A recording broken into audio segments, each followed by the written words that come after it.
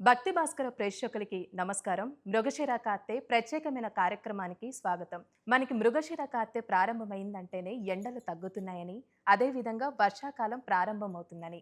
మరి మృగశిర కార్తెకి సంబంధించి మన ఆధ్యాత్మిక పరంగా జ్యోతిష్య శాస్త్రం ప్రకారం ఎలాంటి నియమాలు పాటించాలి? అదేవిధంగా మన పెద్దలు చెప్పిన పురాణాల ప్రకారం ఎలాంటి నియమాలు ఉన్నాయి?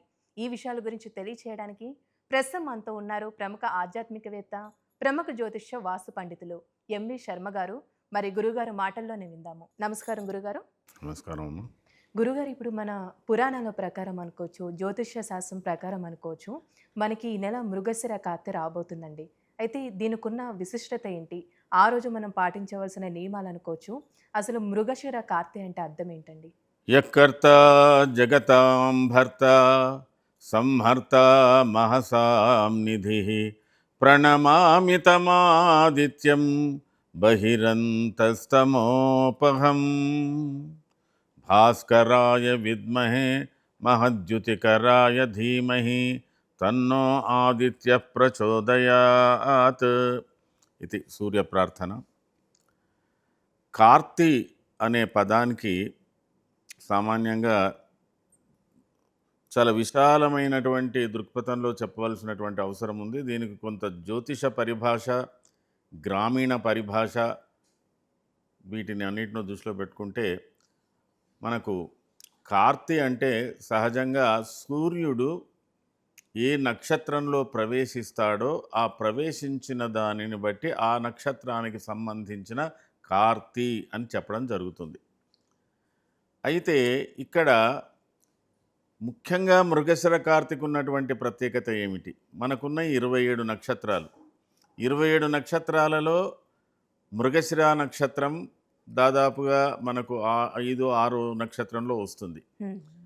అయితే కార్తీ అనేదానికి ముఖ్యంగా పల్లెటూరు జీవనంలో వ్యవసాయ మీద ఆధారపడినటువంటి వాళ్ళకి పంచాంగంతో నిమిత్తం లేకుండా, పండితులతో నిమిత్తం లేకుండా వాళ్ళు ఒక దృష్టి పెట్టుకుంటారు. ఓహో, ఈ పలానా రోజు మృగశిర కార్తీ వస్తుందంటే ఇది ఎన్ని రోజులు ఉంటుంది అని కూడా చెప్పగలుగుతారు వాళ్ళు.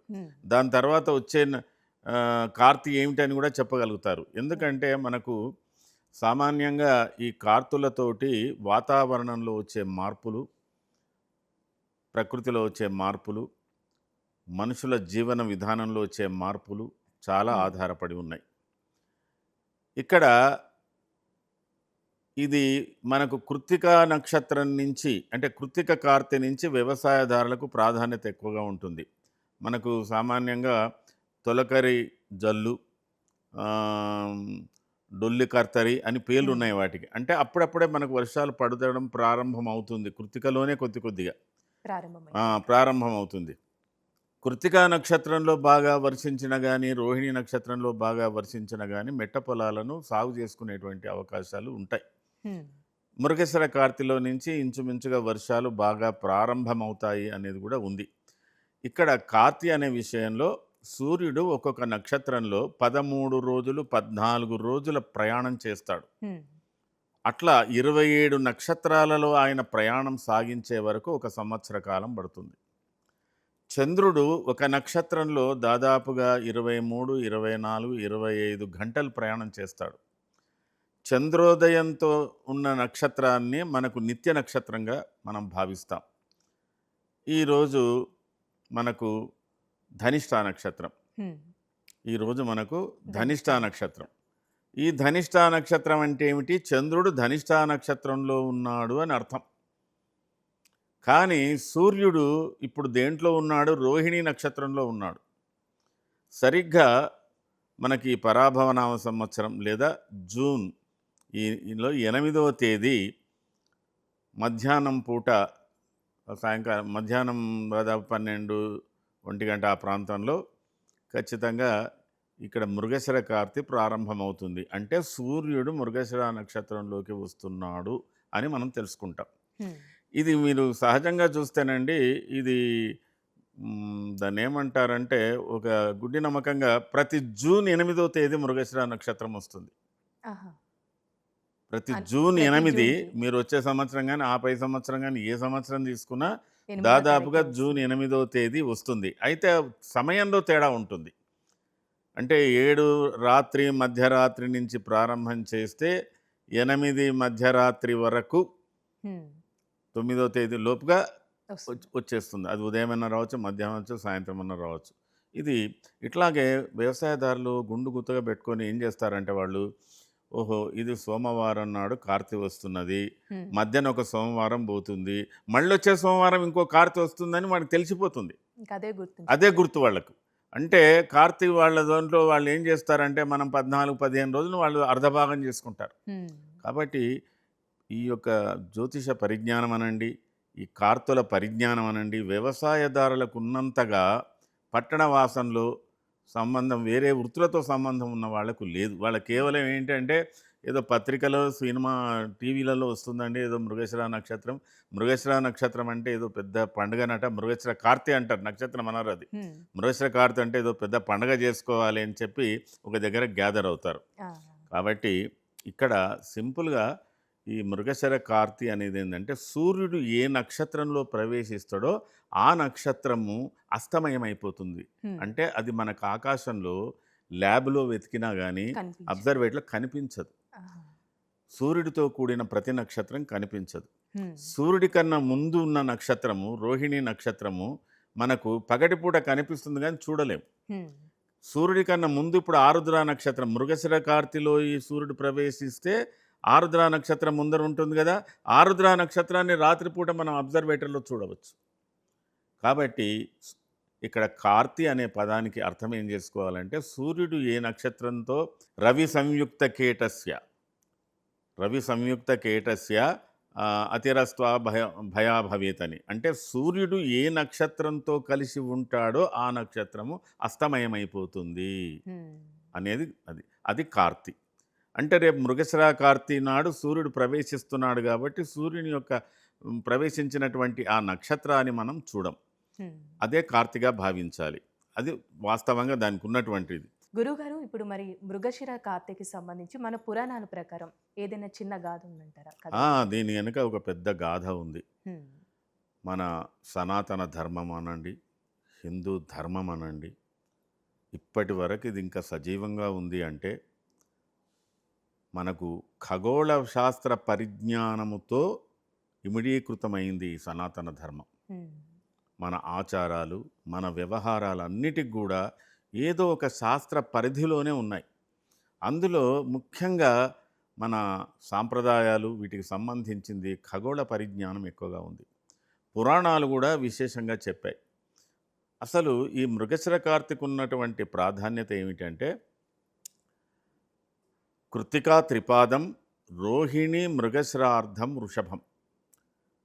ఈ వృషభ రాశిలో కృత్తిక 3 పాదాలు, రోహిణి 4 పాదాలు. ఈ కృత్తిక, రోహిణి బాగా వేడినిచ్చేటువంటి నక్షత్రాలు అంటే మనకు ప్రకృతిలో. హ్మ్.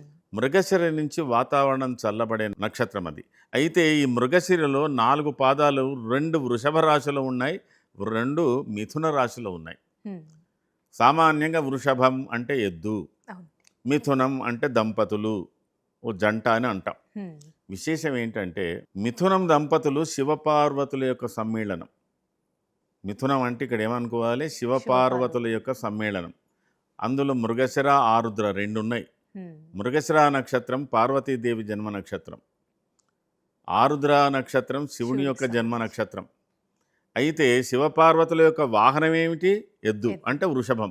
వృషభం పక్కనే మిథునం. ఆ! అంటే చూడండి పురాణాలకు ఎంత దగ్గరగా ఉన్నది. రోహిణికి అధిపతి ఎవరు? ప్రజాపతి. హ్మ్. మృగశిర నక్షత్రానికి అధిపతి ఎవరు? చంద్రుడు. హుహు.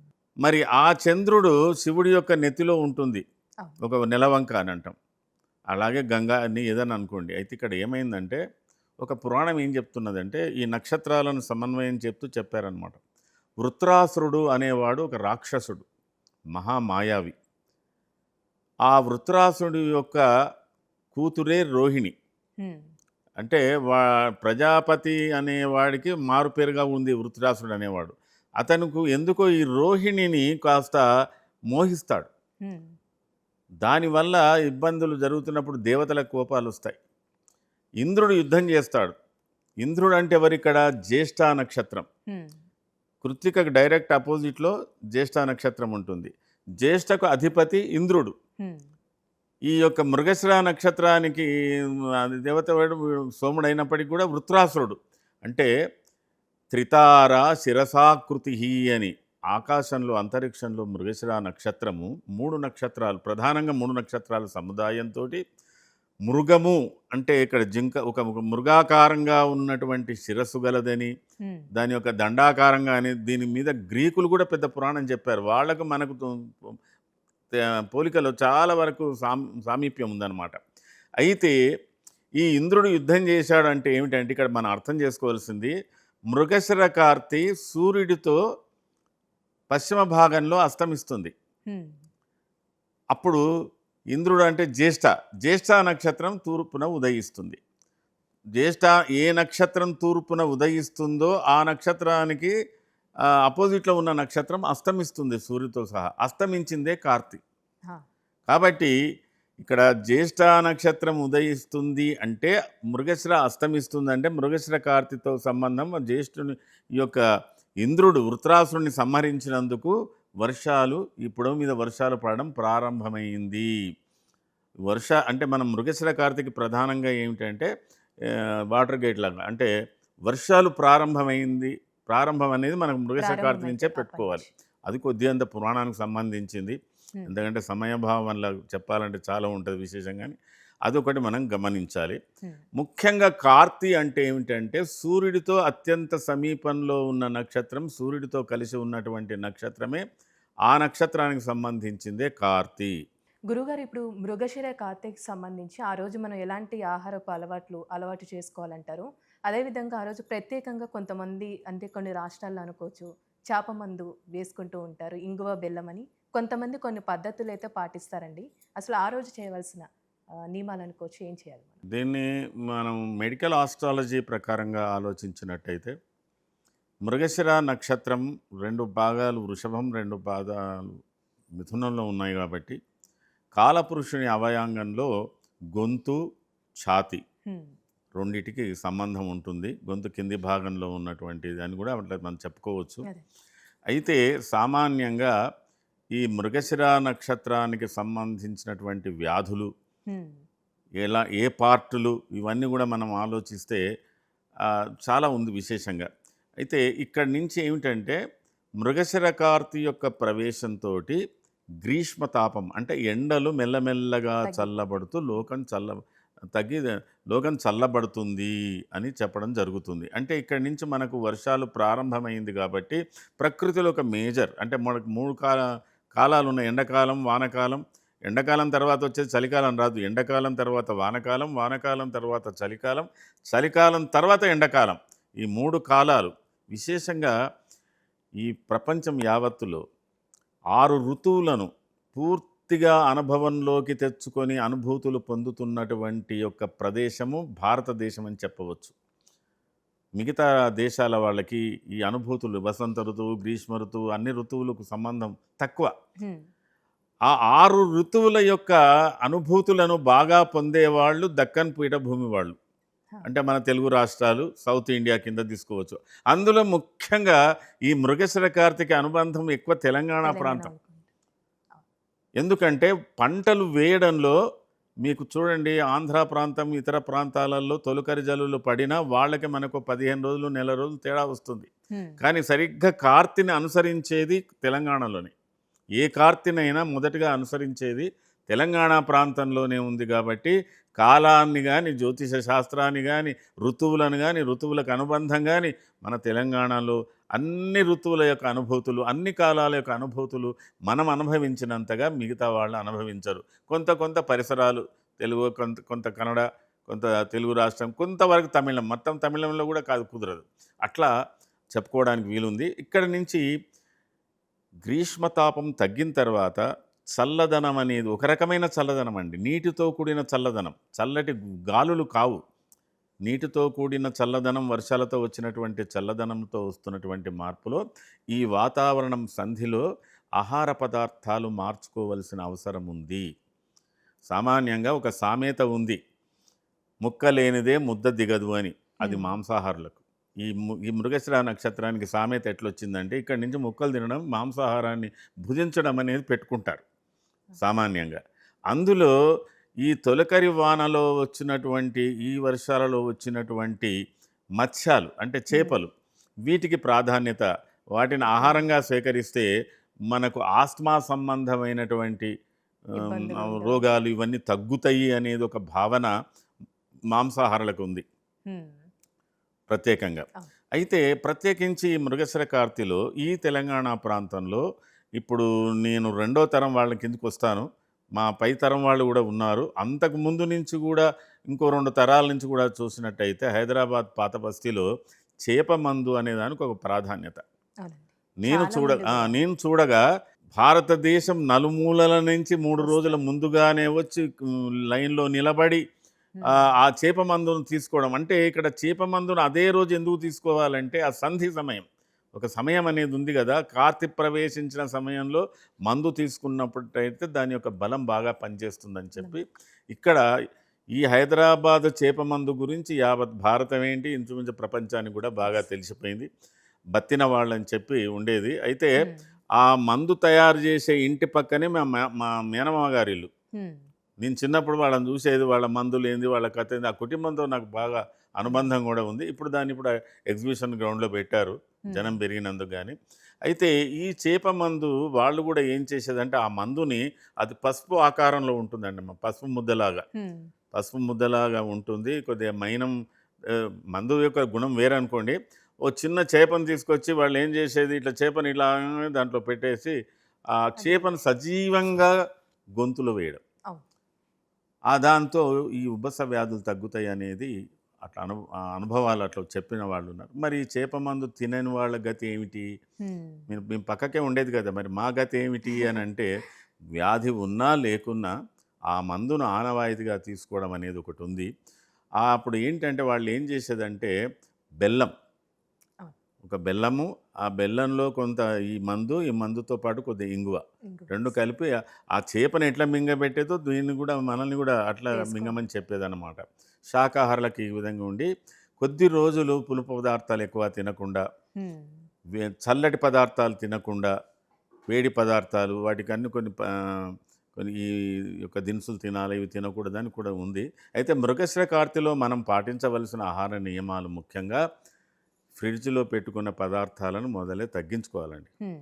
మెల్లమెల్లగా అతి వేడి పనికిరాదు, అతి చల్లదనము పనికిరాదు. మధ్యస్థంగా మధ్యస్థం ఉండాలి. ఉండాలి. కొద్దిగా వేడి అంటే సహజంగా బెల్లము తినడం మానేశారు గానీ, బెల్లం తినాలండి. హ్మ్. బెల్లము ప్రతి వంటకంలో కొంతో కొంతో బెల్లం వేసుకున్నట్టయితే, దానివల్ల శరీర ఉష్ణోగ్రతలో మంచి మార్పు, మరి ఇలాంటి ఉబ్బస వ్యాధులకు సంబంధించింది కూడా దాంట్లో తగ్గుదల ఇవన్నీ చాలా ఉన్నాయి. అయితే ఇక్కడి నుంచి ఏంటంటే మెల్లగా అతి చల్ల నీళ్ళ స్నానాన్ని తగ్గించి మెల్లగా కాస్త గోరువెచ్చని స్నానం చేయడం అనేది పిల్లలకు, స్త్రీలకు కూడా అలవాటు చేస్తుంటారు. బట్టల్లో మార్పులొస్తాయి. ఆహార భోజనాల్లో మార్పులొస్తాయి. ఇట్లాంటివన్నీ గూడా చాలా ఉన్నాయి నియమాలు. వీటికి కొన్ని సామెతలు గూడా ఉన్నాయనుకోండి. మృగశిర కార్తిలో పడ్డటువంటి డొల్లు మురిపిస్తుంది అని గూడా ఒకటుంది. హ్మ్. చాలా ఉన్నాయి సామెతలు, నేనిప్పుడు అన్నీ చెప్పలేను వాటికి వివరంగా గానీ. ఇంకొకటేంటంటే ముక్క లేనిదే ముద్దైనా దిగదు అనేది ఒక సామెత.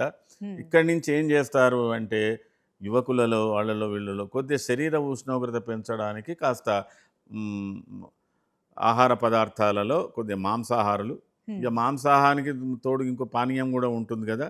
కానీ అవి ఏది అతిగా చేసినా అది ఇబ్బందే అనుకోండి. ఈ మన శాకాహారాలు అతిగా తిన్నా ఇబ్బందే. కానీ వీటి మెల్లమెల్లగా ఇక్కడి నుంచి ఇంగువ వాడడం అనేది ముఖ్యం. ఒక ప్రత్యేకత. ఇంకొక విషయం మీకు ప్రధానంగా జెప్పాలి. మన భారతదేశంలో మన సాంప్రదాయంలో మాత్రం ఊరగాయ పచ్చడి, మామిడికాయ ఊరగాయ పచ్చడి, చింతకాయ పచ్చడి, ఈ హ్మ్. రెండిటికి ప్రాధాన్యత ఇస్తారు. వీటిని కులదేవతలు అని అంటారు. లక్ష్మీ స్వరూపంగా కూడా లక్ష్మి, ఈ భావిస్తారు. కులదేవతలు అంటే ఏమిటంటే సామాన్యంగా కృత్తిక కార్తె తర్వాత రోహిణి కార్తె, మృగశిర కార్తె కన్నా ముందుగానే రోహిణి కార్తెలోనే ఊరగాయలు, ఊర పచ్చళ్ళు, ఆవకాయలు ఇవన్నీ పెట్టుకోవడం ఆనవాయితీ. తినడం అనేది మృగశిర కార్తె నుంచి కొద్ది కొద్దిగా తింటూ హ్మ్. ఇంచుమించుగా ఎంతవరకండి మూలా నక్షత్రం మూల కార్తె వరకు ఈ వేడి పదార్థాలను తినడం అనేది పెట్టుకోవాలి. అంటే కంప్లీట్ దక్షిణాయనం. హ్మ్. దక్షిణాయనం అంతా వేడి పదార్థాలకు సంబంధం. చింతకాయ పచ్చడి ఎప్పుడు పెడతాము? సంక్రాంతికి ముందుకు పెడతాం. సంక్రాంతి తర్వాత మెల్లమెల్లగా కొద్దిగా పెరుగుతుంది కానీ ఆ! తగ్గుతుంది. అక్కడి నుంచి తినేది ఎప్పుడు మనం అంటే శివరాత్రి నుంచి, హ్మ్. అంటే పూర్వభాద్ర, ఉత్తరాభాద్ర, కార్తీల నుంచి కృత్తిక రోహిణి వరకు, మృగశిర వరకు చింతకాయ పచ్చడి తిని అక్కడి నుంచి మామిడికాయ అంటే ఇవి కూడా మనకు అయనాల మీద ఆధారపడి ఉన్నాయి ఈ ఆహార పదార్థాలు. కాబట్టి ఈ సాంప్రదాయంగా వచ్చే ఆహార పదార్థాలను తప్పకుండా తినడం అనేది అలవాటు చేసుకోవాలి. గురుగారు ఇప్పుడు మృగశిర కార్తెకి సంబంధించి ఆ రోజు మనం ఏ దేవుని ఆరాధన చేస్తే మంచిదంటారు? అలా చేయాలంటారా? అట్లా అంటూ లేదు, కానీ ఒక మాట, మృగశిర కార్తెకి సంబంధించినటువంటి విషయంలో సూర్యుడు ప్రతినిత్యం ఆరాధించే దేవతనే. అవును. సూర్య ఆరాధన ముఖ్యంగా ఉండాలి. తర్వాత ఒక్కొక్కరి జాతకాల రీత్యా వారికి సంబంధించిన దాన్ని బట్టి ఆ యొక్క సూర్యుని యొక్క దోషాలను, సూర్యునికి సంబంధించిన శుభాశుభాలను దృష్టిలో పెట్టుకొని చేసేటువంటి పూజలు కూడా ఉన్నాయి. ఇక్కడి నుంచి మెల్లగా మెల్లగా మనకు ఆషాఢ మాసం, శ్రావణ మాసం, ఇప్పుడు జ్యేష్ఠ మాసం. ఈ జ్యేష్ఠ మాసంలో అధిక సంధి వచ్చింది ఇప్పుడు మనకు, అంటే అధిక జ్యేష్టం వచ్చింది. ఇప్పుడు రేపు నిజ జ్యేష్టం కూడా వస్తుందన్నమాట. ఈ నిజ జ్యేష్టం తర్వాత మనకు సాంప్రదాయంగా చేసేది ఏంటంటే ఇక్కడి నుంచి మెల్లగా నోములు, వ్రతాలు అన్నీ మెల్లమెల్లగా స్టార్ట్ అవుతాయి. అలాంటివి ఉన్నాయి. సూర్యుని ఆరాధించడం ప్రత్యేకత. తర్వాత ఈ మృగశిర నక్షత్రం రోజు ఈ 15 రోజులైనా సరే, ఒక వారం రోజులైనా సరే చండ్ర చెట్టు వృక్షానికి ప్రత్యేకమైన పూజ. తర్వాత మృగశిర నక్షత్రానికి సంబంధించినటువంటి వరకు కుమారస్వామి, మురుగన్ అంటారు కదా, ఆయన యొక్క పూజలు ప్రత్యేకంగా చేసుకోవడం జరిగితే బాగా ఉంటుంది. నక్షత్రానికి సంబంధించిన జపం లేదా కుజుని యొక్క స్తోత్రం ఇవి కూడా చేసుకోవచ్చు. ఇట్లాంటి పూజలు చేసుకుంటే చాలా మంచిది, విశేషంగా ఉంటుంది. గురుగారు ఇప్పుడు మనం అనుకున్న కోరికలు కూడా తీరాలంటే ఆ రోజు ఏమైనా ప్రత్యేకంగా చేసే మీరు విధానం ఉందంటారా? నమ్మినటువంటి దైవాన్ని విశ్వసించి ఏ పూజ చేసుకున్నా మీ కోరికలు నెరవేరుతాయనే చెప్పవచ్చు. ఇంకొక విషయం అండి, ఈ చండ్ర చెట్టుకు పూజ చేయడం అనే దాంట్లో సామాన్యంగా ఈ మృగశిర నక్షత్రంలో ఏ గ్రహం ఉన్నా, ఇప్పుడైతే ఏ గ్రహం లేదు, ఒక సూర్యుడే ఉన్నాడు. కొన్ని సందర్భంలో కుజుడు, రవి అందరూ కూడా కలిసి, అన్ని గ్రహాలు కలిసి కూడా కొద్దిగా ఉంటుంది. సామాన్యంగా తొలిచూలు అంటే ప్రథమంగా గర్భాన్ని ధరించినటువంటి వాళ్లకు గర్భస్రావం కాకుండా ఉండడానికి ఈ చండ్ర చెట్టు పూజ చేయడం జరుగుతుంది. అలాగే గర్భోత్పత్తికి కూడా ఈ మృగశిర నక్షత్రానికి సంబంధించిన విషయంలో ఈ మృగశిర నక్షత్రంలో నుంచి ఈ 2 పాదాలు పోయిన తర్వాత, 2 పాదాలు, ఆ 4 పాదాలు, ఇంకో 2 పాదాలు సూర్యుని గమనం అయిపోయిన తర్వాత అంటే దినయుక్తాలు చూసుకుంటే సంతానోత్పత్తికి కూడా ఇక్కడి నుంచి అనుకూలతాన్ని కూడా చెప్పవచ్చమ్మా కొంతవరకు. ఎందుకంటే ఇక్కడ విశేషంగా ఏంటంటే సూర్యుడు ఉన్నటువంటి నక్షత్రం అస్తమయమైపోతుంది. సూర్యుడి కన్నా ముందున్న నక్షత్రం అంటే సూర్యుడి వెనక ఉన్న నక్షత్రం దగ్ధమైపోతుంది. ఈ రోహిణి, మృగశిరలు ఇప్పుడు అంతగా పనికిరావు. ఈ మృగశిర నుంచి ఆరుద్రకు వచ్చిన తర్వాత ఈ సంతానోత్పత్తికి అనుకూలతలు ఏర్పడే అవకాశాలు ఉంటాయి సహజంగా. ఇప్పుడున్న గ్రహస్థితిని బట్టి కొద్దిగా ఆలస్యంగా ఉంది అని చెప్పాలి. గురుగారు ఇప్పుడు మృగశిర కార్తెకి సంబంధించి సందేశం లాంటిది ఇవ్వండి. మృగశిర కార్తె ప్రవేశంతో వాతావరణంలో, మన ప్రకృతిలో, మన చుట్టూన్నటువంటి పరిసరాలలో, మన జీవన విధానంలో, మన ఆలోచనలో ప్రధానంగా మార్పులు రాబోతున్నాయి. కాబట్టి సహజమైనటువంటి జీవన విధానంలో మనకు ఏది ఉపయుక్తమో, ఒక మనిషికి ఏది అనుకూలమో, ఏది ఉపయుక్తమో అలాంటి ఆహారాలు, అలాంటి వస్త్రధారణ, అలాంటి పరిసరాల్లో ఉండడం, స్వాభావికంగా తనకు అనుకూలమైనటువంటి ఆహార పదార్థాలను స్వీకరించడం అనేది జరిగితే, ఈ కార్తులను అనుసరించి జీవన విధానాలు మార్చుకుంటే మనుషులందరూ కూడా శతాయుష్యులు అవుతారు. అంటే 100 సంవత్సరాలు జీవించే అవకాశాలు ఉంటాయి. వీటికి భిన్నంగా ఉన్నట్టయితే, ఈ కార్తులకు కానీ ఈ సూర్యగమనానికి భిన్నంగా ఉన్నట్టయితే కొద్దిగా ఇబ్బందులు జరుగుతాయి. కాబట్టి మన సనాతన ధర్మం అనేది ఒకటి, ఇది ఎప్పటికి కూడా శాస్త్రసమ్మతమై ఉన్నది. కాబట్టి ఎప్పటికీ ఇది నిరంతరం దీని ఎగ్జిస్టెన్స్ మనకు ఉంటుంది. ఖగోళ శాస్త్రము, ఖగోళ విజ్ఞానము, ఖగోళం ఉన్నంత వరకు, ఈ గ్రహాలు ఉన్నంత వరకు కూడా ఈ పరిజ్ఞానం ఉంటుంది, సనాతనం ఉంటుంది. సనాతనాన్ని అనుసరించే వ్యక్తులు కూడా ఉంటారు. ఒకరో ఇద్దరో మిగలకుండా ఏం పోరు. హ్మ్.